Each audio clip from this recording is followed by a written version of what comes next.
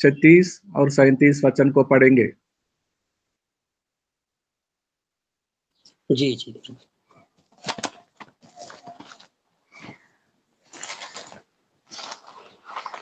आइए हम प्रभु को कलाम को पढ़ें।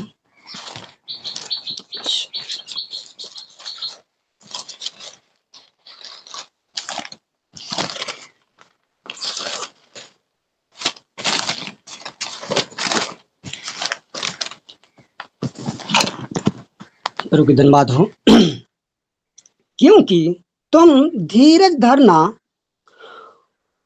अवश्य है, ताकि परमेश्वर की इच्छा को पूरी करके तुम प्रतिज्ञा का फल पाओ। क्योंकि अब बहुत ही थोड़ा समय रह गया है, जबकि आने वाला आएगा और देर ना करेगा। आमीन आमीन। आमीन आमीन। प्रतिज्ञा को पढ़े जाने वाले पास्टर इंद्रासन राय जी को बहुत बहुत धन्यवाद। अब समय है प्रभु के अच्छे दास जो करगोन एमपी से है, मध्य प्रदेश से, आप सिंह करड़े जी। आप सिंह करड़े जी, आपका स्वागत है। आपको मुकाम जी जी, आइए आइए। सभी को जय मसीह। आप सभी का स्वागत है। प्रभु आप सभी को आशीष करे। खास करके पास्टर सर धनराज सर को प्रभु आशीष करे। उनके जीवनों में दर्शन परमेश्वर का है, वो दर्शन पूरा होने पाए। सभी को जय मसीह। सभी परमेश्वर के दास और दासी को। सर जी, मेरी आवाज सभी को अच्छी से आ रही ना? आ रही है, आ रही है। हाँ हाँ, वो थोड़ा क्या है, थोड़ा मौसम थोड़ा खराब हो रहा ना, बारिश के कारण से थोड़ा हो सकता है नेटवर्क में इधर उधर।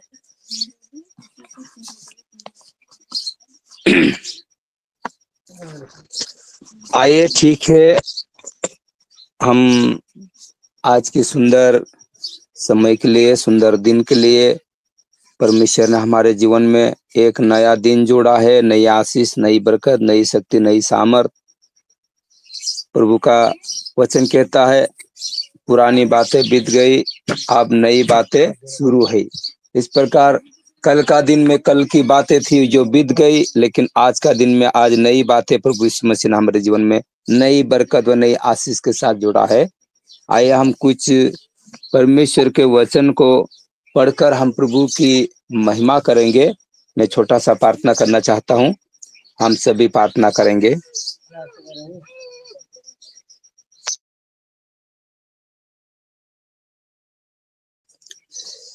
प्यारे पिता, मैं आपका धन्यवाद करता हूँ।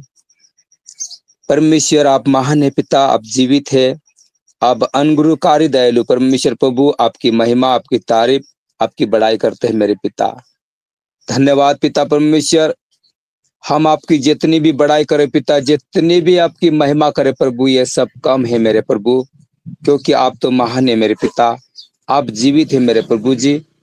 हमारे अपराध, हमारे गुनाह, हमारे पापों के लिए मेरे पिता परमेश्वर अपने उस क्रूस के ऊपर पिता अपने आप को बलिदान किया है प्रभु।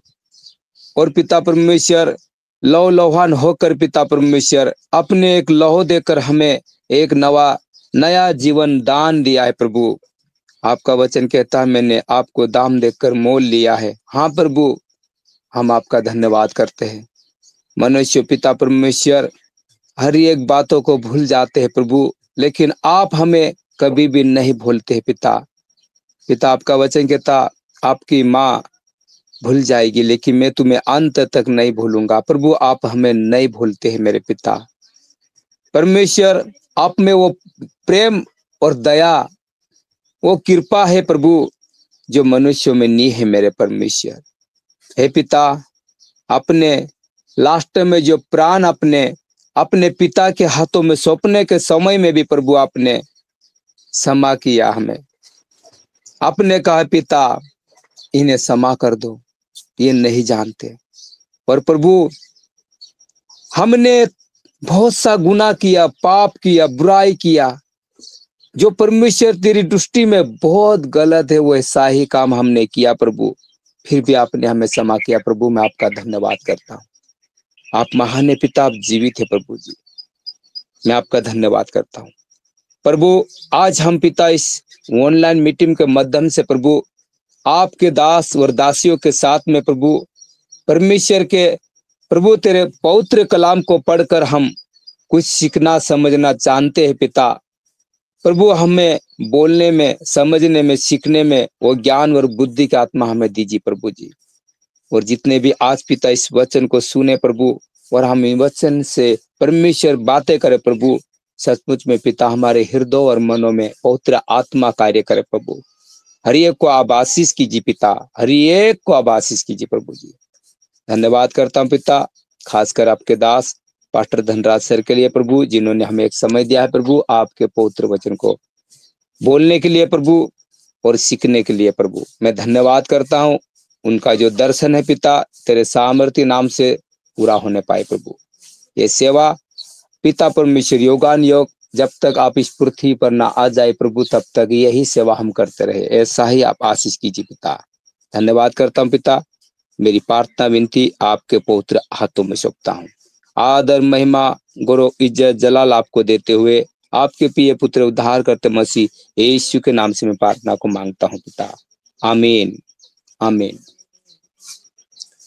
आइए हम परमेश्वर के वचनों से कुछ बातें सीखेंगे। मैं प्रभु का धन्यवाद करना चाहता हूं।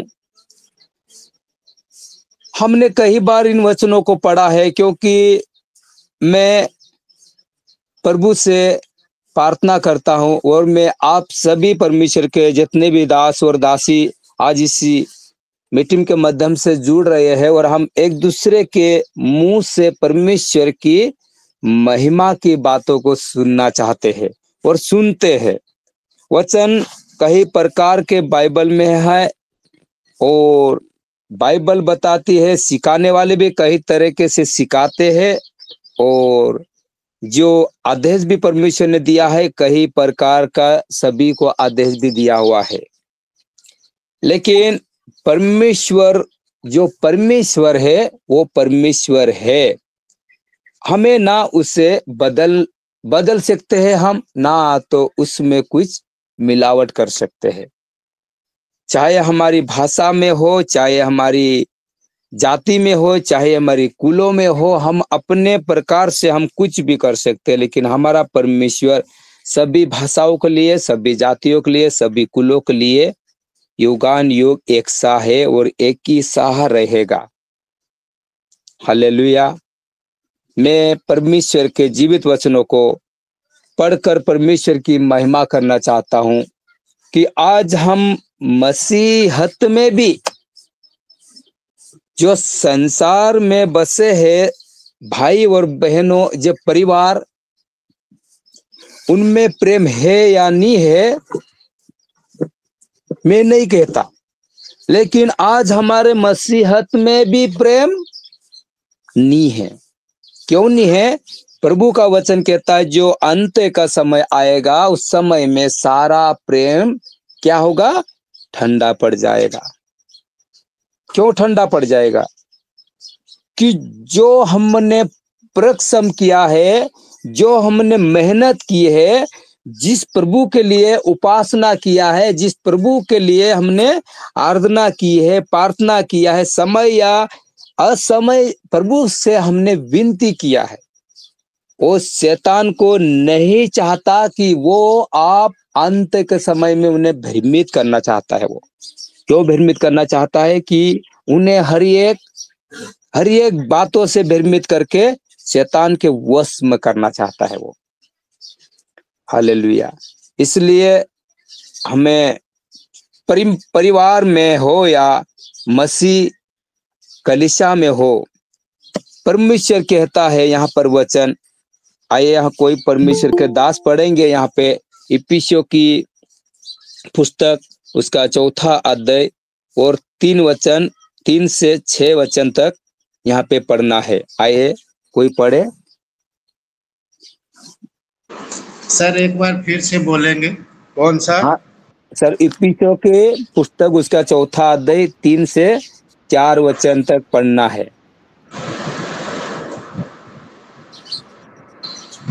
और मेल के बंधन में आत्मा की एकता रखने का यत्न करो।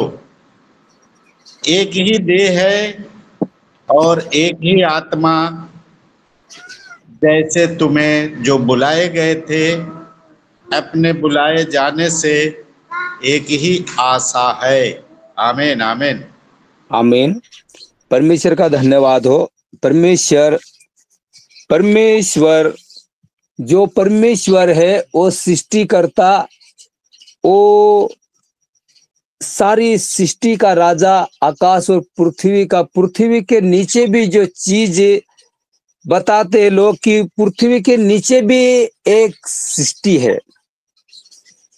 जितने भी सृष्टि को बनाया है परमेश्वर ने उसी ने बनाया है, क्योंकि उसमें परमेश्वर में जो बनाने के लिए शक्ति है, जो शक्ति मनुष्यों में नहीं है।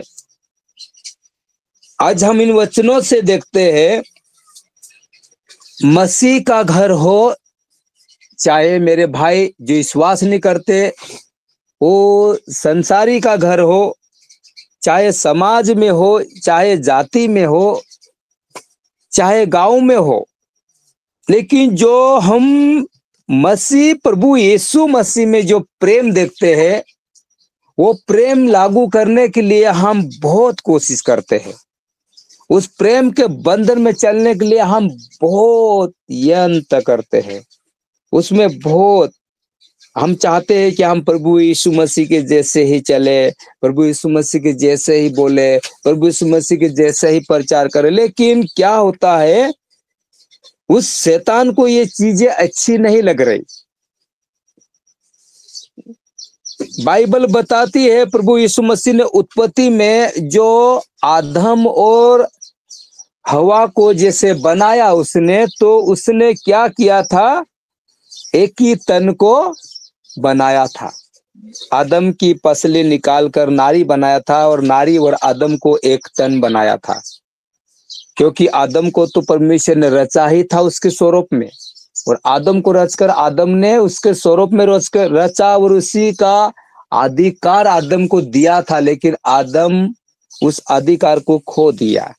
लेकिन फिर भी उस लड़की को जो बनाया, उसके साथ में रहने के लिए जो हवा थी, उसी को आदम की पसली से बनाया, कोई बाहर से नहीं बनाया।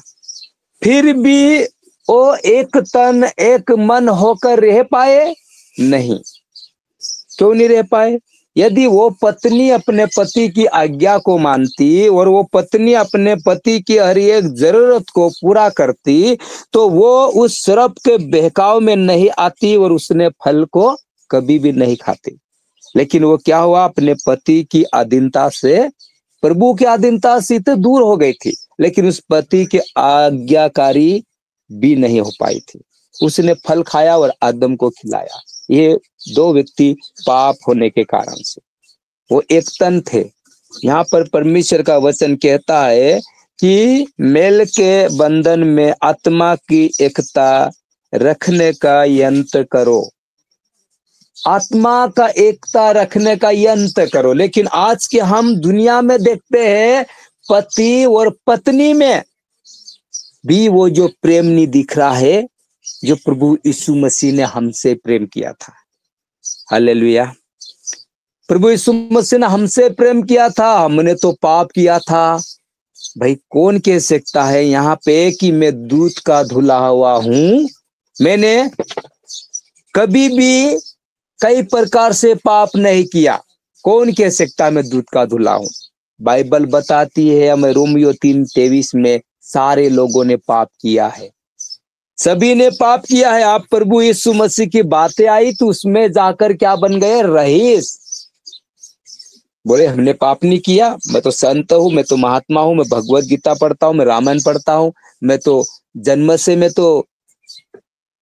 मैं ऋषिमुनि बन के बैठा हूं। अरे पियो मेरे भाइयों मेरे बहनों, अरे हाँ, हमने जन्म से पाप नहीं किया है, हमने किया है नहीं पाप, लेकिन हमारे माँ और बाप ने पाप किया था। उसी पाप के जन्मे हुए बेटे और बेटियां हैं हम, क्योंकि हमारे पिता और माता आदि माता हवा और आदम हमारे पिता, इन्होंने शुरू से पाप किया। उसी पाप का फल हमारे पिता और माता ने किया, और उसी पाप में से हम निकलकर आज प्रभु में आए हैं। और हम कहते हैं हमने तो कुछ पाप नहीं किया, हम तो बड़े बलवान हैं, हम तो बड़े ऋषि मुनि हैं, संत मुनि हैं। हाँ मेरे भाई है,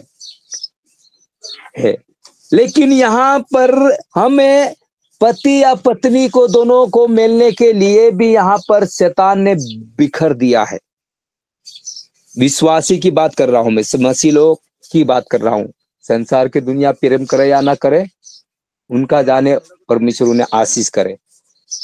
हम पत्नी को बोलेंगे आज अपने खाना लेट कर दिया, आज अपने खाना में मिर्ची तेज कर दिया, आज अपने खाना अच्छा नहीं बनाया।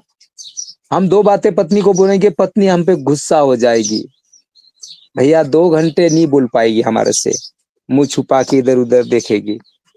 पत्नी यदि पति को बोलेगी आज लेट हो गया, अब आपको मैंने ये लाने को बोला था, आपको मैंने पिछले संडे भी बोला था कि मुझे एक साड़ी चाहिए, आपने बोला था ठीक है आप मार्केट को जाएंगे, समय निकाल के ले लेंगे, आपने लिया ही नहीं।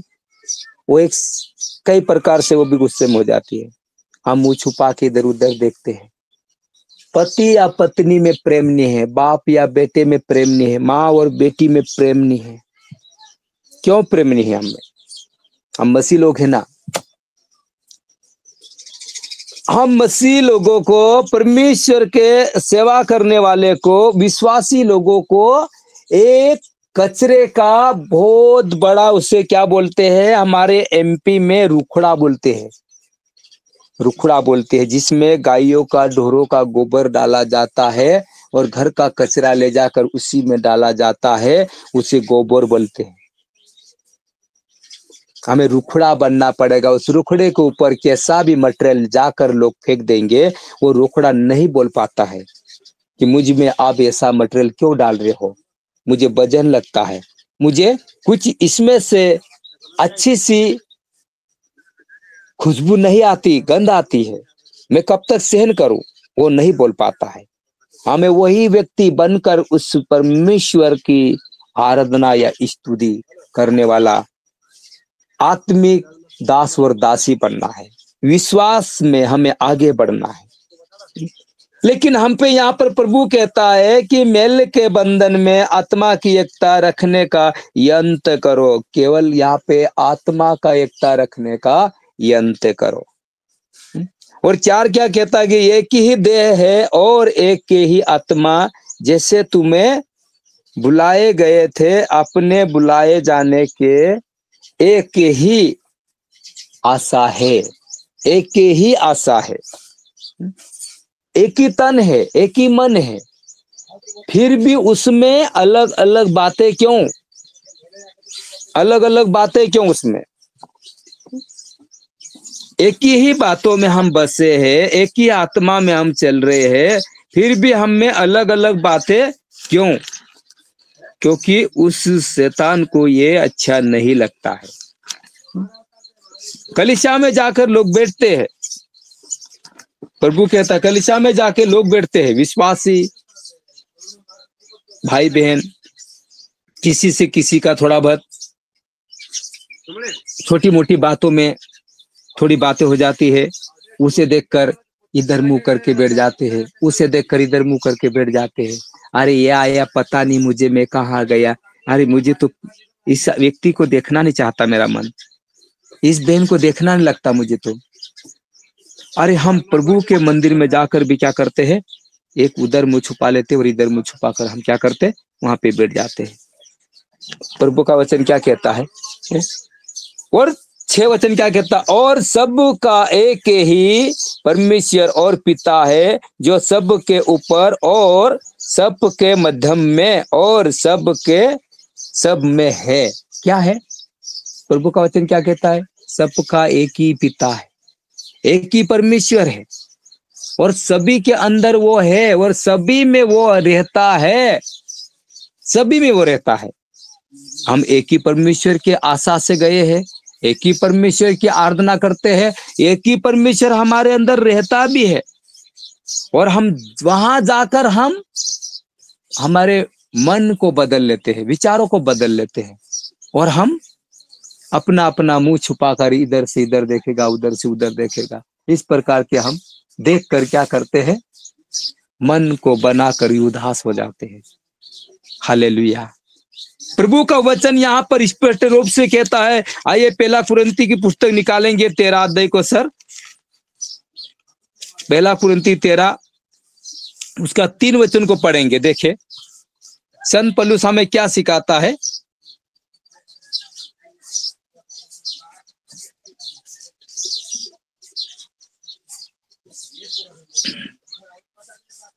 पहला कुरिन्थी हाँ सर 13 का 3 वचन पढ़ेंगे। जी जी जी 13 का 3 वचन। यदि मैं अपनी संपूर्ण संपत्ति कंगालों को खिला दूं या अपनी देह जलाने के लिए दे दूं और प्रेम न रखूं तो मुझे कुछ भी लाभ नहीं। आमीन आमीन आमीन हालेलुया। यहाँ पर हमें परमेश्वर के अच्छे दास संत पौलुस यहाँ पर क्या कहते हैं। यदि मैं अपनी पूर्ण संपत्ति बोले तो सब कुछ मेरे घर में जो भी है, जो भी मुझे प्रभु ने दिया है और जो भी मैंने प्रभु यीशु मसीह के नाम से इकट्ठा किया है और मेरे घर में रखा है, मैं सभी कंगालों में बोले तो गरीब या विधवाओं में, कमजोरों में, लाचारों में, गरीबों में, ये सारी संपत्ति को मैं बांट दूं और उन लोगों को मैं सारा चीजें दे दूं। उसी में आगे परमेश्वर का वचन कहता है कि मैं सब कुछ दे दूं और आगे यदि मैं मर जाऊं तो मुझे जलाने के लिए कि मेरी देह भी दे दूं और मुझे तुम जला भी देना। सब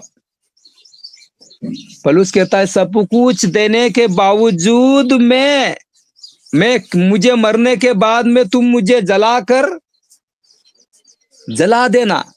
क्या क्या कहता है वो, सब कुछ संपत्ति तो मैंने आपको दे दिया और सब कुछ संपत्ति आप ले लेना, यहां तक कि मैं मर जाऊं मुझे जला भी देना।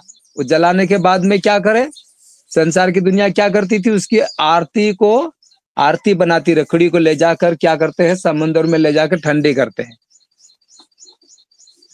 तो पौलुस क्या जलाने के बाद मेरी रखड़ी को भी आपने फेंक देना है, ऐसा नहीं बोला उसने, लेकिन यहां तक प्रेम किया उसने कि यहां तक प्रेम किया, मेरी पुरानी संपत्ति, पूरी स्टेट, सब कुछ मैं आप ही को दे देता हूं।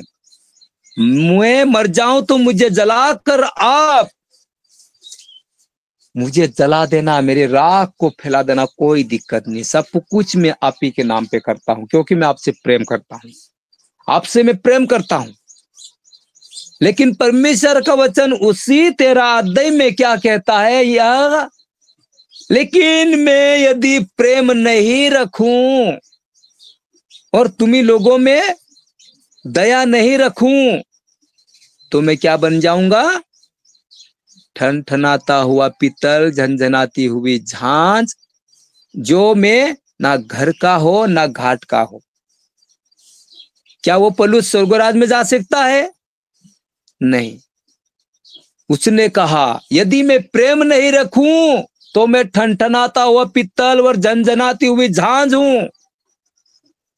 आइए, परमेश्वर के अच्छे दास ने पूरी संपत्ति कंगालों को बांट दी, सारे लोगों को खिला दिया, यहां तक कि उसकी देह को जलाने के लिए भी दे दिया, और उसने कहा कि यदि मैं प्रेम नहीं रखूं तो मैं क्या हूं, मैं क्या हूं। लेकिन उस परमेश्वर के संत पौलुस दास ने प्रेम किया, लोगों से प्रेम किया और प्रेम के खातिर सब कुछ उन्हीं पे लुटा दिया और परमेश्वर के स्वर्ग और राज में प्रवेश किया। और पवित्र परमेश्वर के कलाम में हम संत पौलुस की पुस्तकों को देखते हैं कि ज्यादा ही से ज्यादा पुस्तक उसने लिखा और परमेश्वर ने अच्छा काम प्रभु का उसने किया। और आज 2000 पुरानी बात है बाइबल में लिखी हुई, लेकिन आप हम 2000 पुरानी बातों को भी आज हम दोहराते हैं, और उस पलूस को 2000 पहले के लिखी हुई बातें को हम आज 2000 साल बाद भी हम उस पलूस की जय जयकार करते हैं कि इसका नाम की महिमा हो, क्योंकि उसकी हर एक बात इस पवित्र कलाम में लिखी गई है,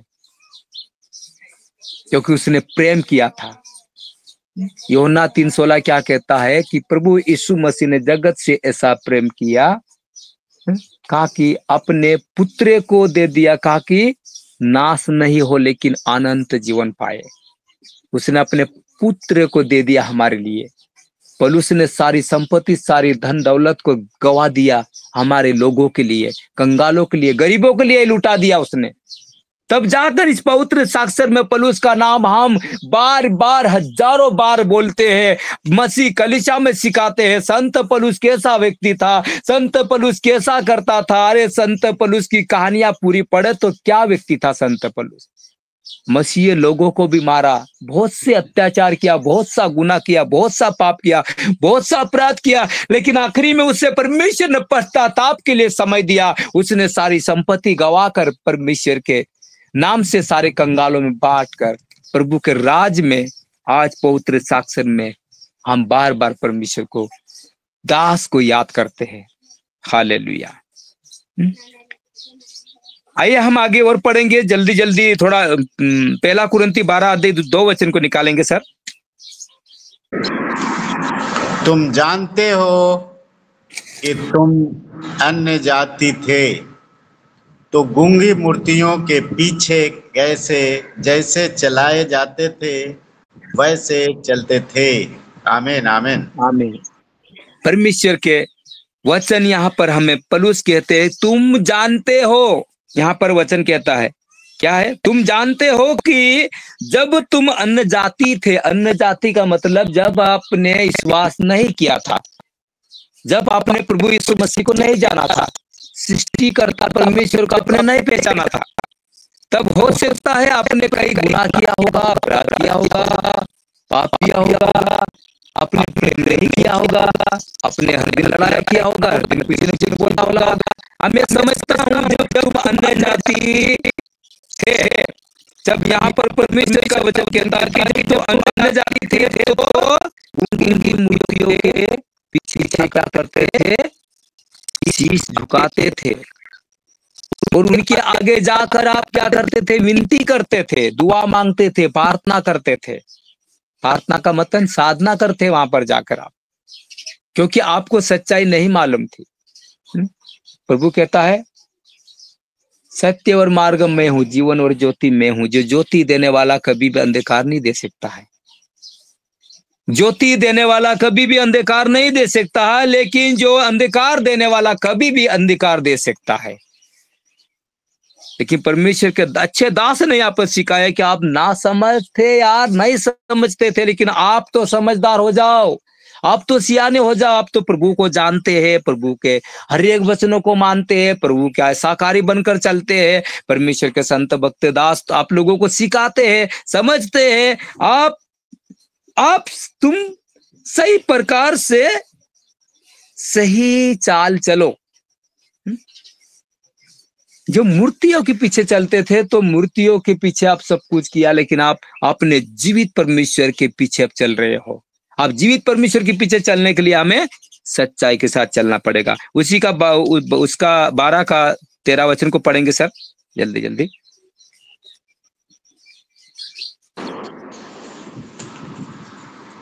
क्योंकि हम सबने, क्या यहूदी हो या क्या यूनानी, क्या दास हो क्या स्वतंत्र, एक ही आत्मा के द्वारा एक देह होने के लिए बपतिस्मा लिया और हम सबको एक ही आत्मा पिलाया गया।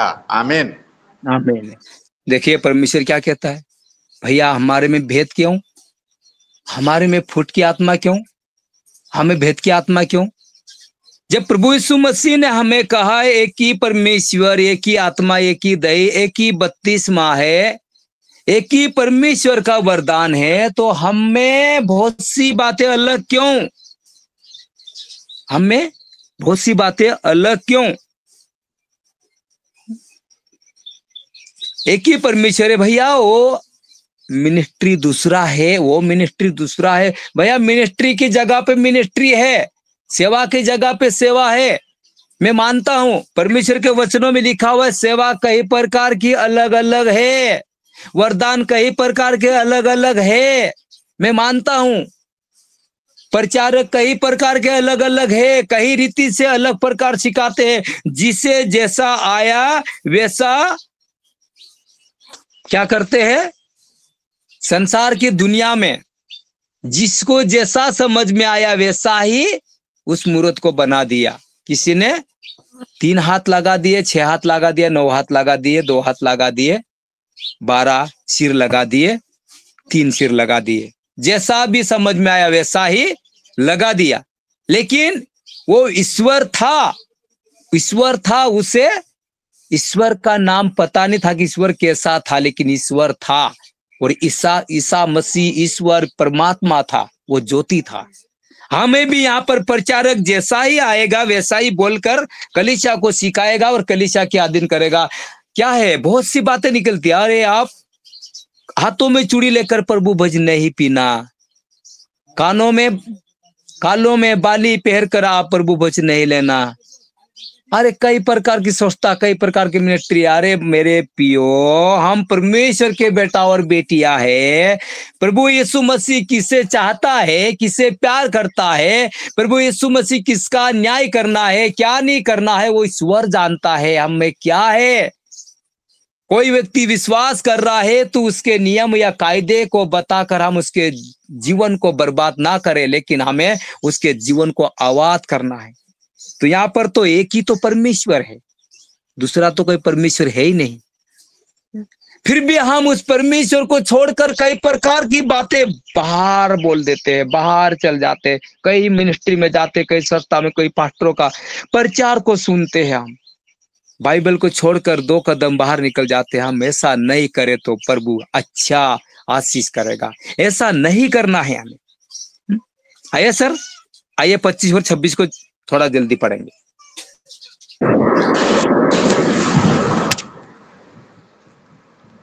ताकि देह में फूट न पड़े, परंतु अंग एक दूसरे की बराबर चिंता करे। इसलिए यदि एक अंग दुख पाता है तो सब अंग उसके साथ दुख पाते हैं, और यदि एक अंग की बड़ाई होती है तो उसके साथ सब अंग आनंद मनाते हैं। आमीन आमीन आमीन। देखो यहाँ पर क्या परमेश्वर का वचन क्या कहता है, हमें अच्छे से हम समझे तो इस बात को गौर से, ताकि देह में फूट ना हो। देह में फूट ना हो, देह का मतलब होता है हमारे शरीर में फूट ना हो, ये शरीर में फूट ना हो, कलीसिया में फूट ना हो। देह का मतलब मसीह की कलीसिया है, इस कलीसिया में फूट ना हो। क्या हमारे देह में फूट हो सकती है? जो हमारा शरीर है, इस शरीर में फूट हो सकती है? यदि हमारा शरीर थोड़ा सा फूट कर गिर जाए तो क्या थोड़ा शरीर हमें चल सकता है? चलेगा? नहीं चलेगा, नहीं चलेगा। इसीलिए वचन कहता है यहाँ पर परमेश्वर का, ताकि देह में फूट ना पड़े, परंतु तुम अंग एक दूसरे की बराबर चिंता करे। अंग एक दूसरे की बराबर चिंता करे। चिंता नहीं करते हैं भैया? क्यों नहीं करते हैं? करते हैं। क्यों नहीं करते हैं? हमारा देह एक है, अंग बराबर चिंता करते। अरे पैरों में लग ना जाए, हमारे आंखों को पता है पैरों में लग ना जाए, मेरे हाथों को पता है मुझे पैरों को बचाना है, मेरे शरीर को पता है मेरे पैरों को बचाना है, मेरे हाथों में लग ना जाए क्योंकि मेरे आंखों को पता है, मेरे पैरों को पता है, मेरे शरीर को पता है मुझे आगे आगे हाथ करना है कि मुझे पीछे हाथ करना है, मेरे देह में मेरे शरीर में लग ना जाए, मुझे शरीर को पीछे करना है कि आगे करना है। क्या कहता परमेश्वर का वचन यहाँ पे? हमें क्या कहता है? परंतु अंग एक दूसरे की बराबर चिंता करे। अंग शरीर, देह, हमारी कलीसिया, हमारे परमेश्वर के दास और दासिया, जितने विश्वासी भाई और बहन, ये सभी की एक दूसरे की चिंता करे। हमारे शरीर की हम चिंता करते हैं, हमारा अंग, हमारे अंग, हाथों के, पैरों के, कानों के, नाकों के, आंखों के, सभी का चिंता करता है हमारा ये देह, हमारा शरीर। और हम परमेश्वर के लोग हैं, तो हमारी कलीसिया को ध्यान रखे, कौन कहाँ जा रहा है, कौन कौन बाहर जा रहा है, कौन क्या सीख रहा है, कौन क्या समझ रहा है। किसी के बारे में बुराया हो तो हमें बुराइयों को मिटाकर प्रेम देना चाहिए, किसी के बारे में लड़ाया हो तो लड़ाइयों को मिटाकर हमें प्यार करना चाहिए। परमेश्वर का वचन यहाँ पे कहता है, इसी बातों को हम सीखकर परमेश्वर की महिमा करना चाहिए। 26 में क्या कहता है परमेश्वर, इसीलिए यदि एक अंग दुख पाता है तो सब अंग उसके साथ दुख पाते हैं। देखो, देह तो एक है, अंग तो अलग अलग है ना। हाथ हमारे ऊपर है, पैर हमारे नीचे है, इसमें क्या फर्क है। पेट तो हमारा बीच में है, दर्द और सब पूरा मशीन तो हमारे पेटों में है, शरीर में है, देह में है, तो पैर तो अलग है, हाथ तो अलग है। तो यदि हमारे पैरों के अंगली में कुछ लगेगा तो पूरे शरीर को क्या होगा, उदास, दर्द, जुखाम, बुखार, पूरा शरीर हमारा लूच हो जाएगा। यदि हम अंगलियों में लगे, हाथ की अंगलियों में लगे, तो पूरा शरीर हमारा क्या होगा, दर्द में हो जाएगा, पूरा शरीर काम नहीं करेगा। भैया एक हाथों में लगा है, एक हाथों को छोड़कर दूसरे हाथों से काम करो। भैया पैरों में तो लगा है ना, आप दौड़ के जाके काम करो। यदि एक पैरों में लगा तो हाथों में तो नहीं लगा है ना, भैया हाथों से काम करो मेहनत का, क्यों, पैरों में लगा है। लेकिन अंग हमारा उस देह का चिंता करता है, अंग हमारा उस देह का चिंता करता है, फिक्र करता है कि हमारे देह को कुछ तकलीफ नहीं हो। हमें हमारी मसीह कलीसिया के लिए चिंता करना है कि हमारी कलीसिया में कोई फूट ना हो, कोई बात की ऐसी दिक्कत ना हो। धन्यवाद, हालेलुया, धन्यवाद प्रभु जी। जल्दी जल्दी सर हम खत्म करना चाहते हैं, 7:22 हो गए हैं। आइए लूका की पुस्तक 10 अध्याय उसका 25 वचन को पढ़ेंगे सर।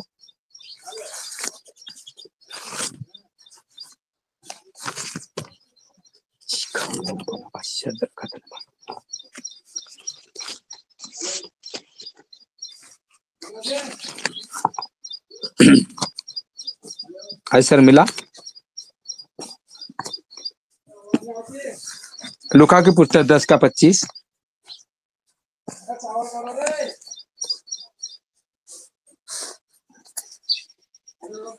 कोई भी भाई बहन पढ़ सकते हैं लूका के किताब 25।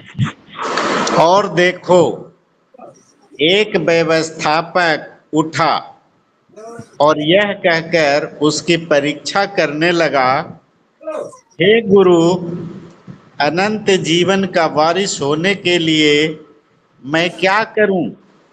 आमीन आमीन आमीन। देखिए यहाँ पर व्यवस्थापक की बात आती है तो क्या है, व्यवस्थापक की बात आती है तो अच्छा बड़ा व्यक्ति, धनी व्यक्ति, उसके पास कई बात की चिंता नहीं थी, कई बात की फिक्र नहीं थी, उसके पास सब कुछ मौजूद था। फिर भी उसने उस परमेश्वर की परीक्षा लेने के लिए ये बातें बोली, हे गुरु, हे प्रभु, हे मसीहा, मैं अनंत जीवन पाने के लिए मैं क्या करूं, जो मैं स्वर्ग राज का वारिस हो जाऊं, मैं क्या करूं, आप मुझे बताए। 27 में उसने उत्तर दिया कि तू प्रभु अपने परमेश्वर से अपने सारे मन और अपने सारे प्राण और अपनी सारी शक्ति और अपनी सारी बुद्धि के साथ प्रेम रख और अपने पड़ोसी से अपने समान प्रेम रख। हालेलुया। प्रभु ने क्या आज्ञा दिया था उसे? धन दौलत, शोहरत, पैसे, गाड़ी, बंगला, घोड़े, सब कुछ आपके पास है। प्रभु यीशु मसीह को पता नहीं था? पता था उसे, सब कुछ उसके पास था, परमेश्वर को पता था। लेकिन उसने परीक्षा लिया प्रभु से, वो भी उसे पता था। लेकिन परमेश्वर ने सोचा कि तेरे में जो सब कुछ है, लेकिन जो अंत जीवन के लिए तेरे पास कुछ भी नहीं है। इसलिए प्रभु यीशु मसीह ने कहा है कि अंत जीवन के लिए मैं तुझे जो देता हूं उसे पकड़ और उसे रख, क्योंकि ये तुझे हर अंत जीवन तक पहुंचा देगा। उसने परीक्षा लिया। उसने बोला, पड़ोसी मेरा कौन है? भैया, आज हमारे गांव में पड़ोस में कुछ परेशानी हो गई, समस्या हो गई। मान लो आज का आटा खत्म हो गया और हमारे पास आटा नहीं है। हम पड़ोसी के पास जाएंगे, भैया मुझे 2 रोटी का आटा चाहिए। कि हम पड़ोसी को छोड़कर हम 5 किलोमीटर दूर जाएंगे, भैया मुझे 2 रोटी का आटा दीजिए। हालेलुया। और यदि आटा नहीं बात छोड़े तो कुछ परेशानी हो गई तो क्या पड़ोसी सुनकर चुप रहेगा? अरे पड़ोसी को आकर कोई गाली मारेगा, पड़ोसी को आकर कोई व्यक्ति मारने लग जाएगा तो क्या पड़ोसी वाला देखकर तमाशा देखेगा? नहीं, वो बोलेगा, भैया क्या हो गया, क्या बात है? कुछ भी बात आप हमें नहीं बता सकते, हम भी पड़ोसी है, आप एकदम से क्यों मार रहे हो, आप एकदम से क्यों ऐसे कर रहे हो? भैया एक पड़ोसी के पास पहले पहुंचेगा, दूसरा एक समय के पास आएगा। आगे मैं थोड़ा वचन को पढ़कर समाप्त करना चाहता हूं। 28 वचन को उसी का मैं 28 में पढ़ेंगे सर, थोड़ा जल्दी। लूका का ही पढ़ना है सर? हाँ, लूका का 10 का 28। उसने उससे कहा, तूने ठीक उत्तर दिया, यही कर तो तू जीवित रहेगा। आमीन। हालेलुया। उसने कहा, हाँ तूने ठीक उत्तर दिया है। क्या दिया है? तूने ठीक उत्तर दिया है, मुझे समझ में आया, अच्छा उत्तर दिया है तूने। यही तू कर, यही व्यवस्था तू कर, तब तू जीवित रहेगा। क्या बोला था? जीवित रहेगा। तो यदि तू ये व्यवस्था को तोड़ेगा तो क्या करेगा? परमेश्वर ने ऐसा नहीं बोला तू मर जाएगा, लेकिन ऐसा ही तू करेगा तो तू जीवित रहेगा, अनंत जीवन पाएगा, सुख शांति से रहेगा। तेरे पास जो धन संपत्ति है इससे बढ़कर और आएगी तेरे पास। लेकिन वो व्यक्ति हम पढ़ते हैं उसमें 29 में तो क्या होता है? वो व्यक्ति क्या होता है? परंतु उसने अपने आप को धर्मी ठहराने की इच्छा से यीशु से पूछा। क्या? बलवान, धर्मी, ताकतवर, राजाओं का राजा जो हमारा परमात्मा प्रभु यीशु मसीह है ना, वो एक राजाओं का राजा बन गया था, क्योंकि उसके पास धन संपत्ति की कमी नहीं थी। तो वो तो यीशु मसीह की परीक्षा ले रहे थे। वो काहे का ऐसा करेगा? वो ऐसा प्रेम काहे का करेगा? वो यहाँ पे लिखा हुआ है वचन में 29 में, परंतु उसने अपने आप को धर्मी ठहराने की इच्छा से यीशु से पूछा, तो मेरा पड़ोसी कौन है और मैं किससे प्रेम करूं? भाई कौन है मेरा पड़ोसी? लेकिन उसी की बात यहाँ पे आती है तो 30 में हम देखते हैं तो क्या होता है? यीशु ने उत्तर दिया, एक मनुष्य यरूशलेम से यरीहो को जा रहा था कि डाकू ने घेर कर उसके कपड़े उतार लिए और मार पीट करके उसे अधमरा करके छोड़ दिया। उसने संकेत दिया, उत्तर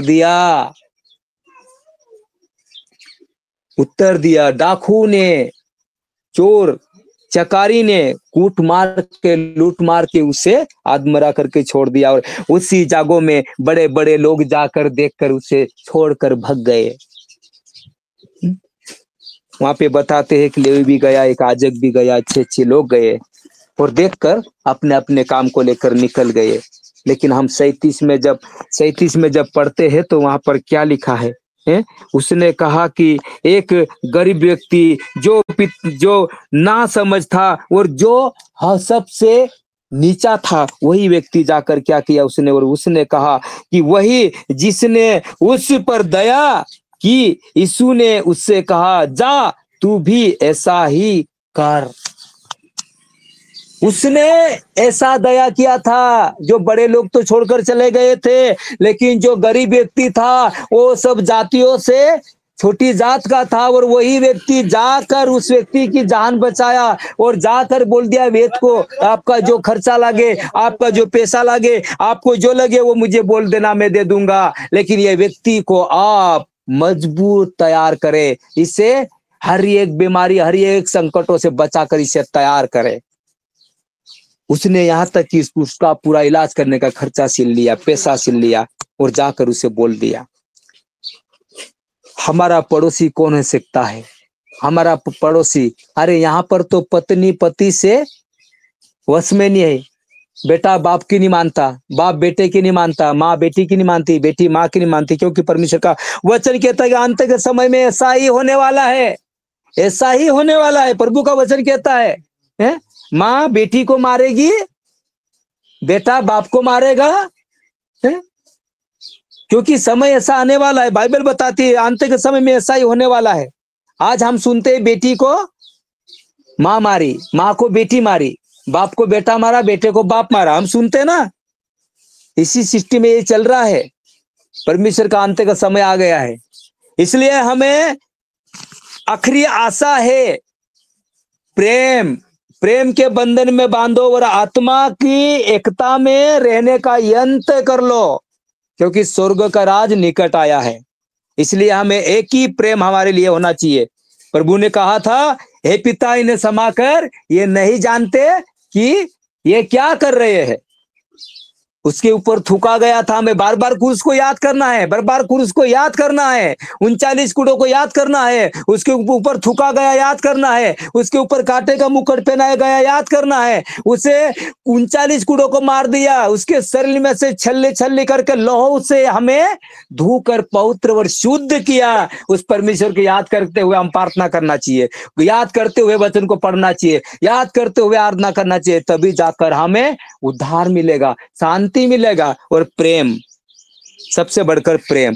परमेश्वर का वचन कहता है, महान आदेश में लिखा हुआ हमें प्रेम, प्रेम ही हमें परमेश्वर के साथ ले जा सकता है। इसलिए सभी परमेश्वर के दास और दासियों से मेरा निवेदन है, मैं सभी से क्षमा चाहता हूं, मैं छोटा हूं, लेकिन आपसे, आप तो अधिक मुझसे परमेश्वर के वचन को अच्छे से फॉलो करते हैं, समझते हैं और सुनाते हैं। मैं हर दिन प्रचार सुनता हूं एक दूसरे दासों का, मुझे बहुत आनंद लगता है, बहुत अच्छा है। लेकिन मैं यही चाहता हूं कि हमें ज्यादा से ज्यादा इस समय में प्रेम रखना चाहिए, और प्रेम रखकर हम आगे बढ़ेंगे, तभी हमारे जीवन में शांति और सुख और आनंद और दया और बरकत रहेगी। ठीक, आज का वचन प्रभु तुम्हें आशीष करे सभी को। आगे का समय में परमेश्वर के दास पास्टर धनराज सर के हाथों में देता हूं। आमीन, आमीन, आमीन। बहुत ही सुंदर, बहुत बढ़िया संदेश को सुना रहे थे पास्टर आप सिंह किराड़े जी। अब समय है ज्योति हरी से निवेदन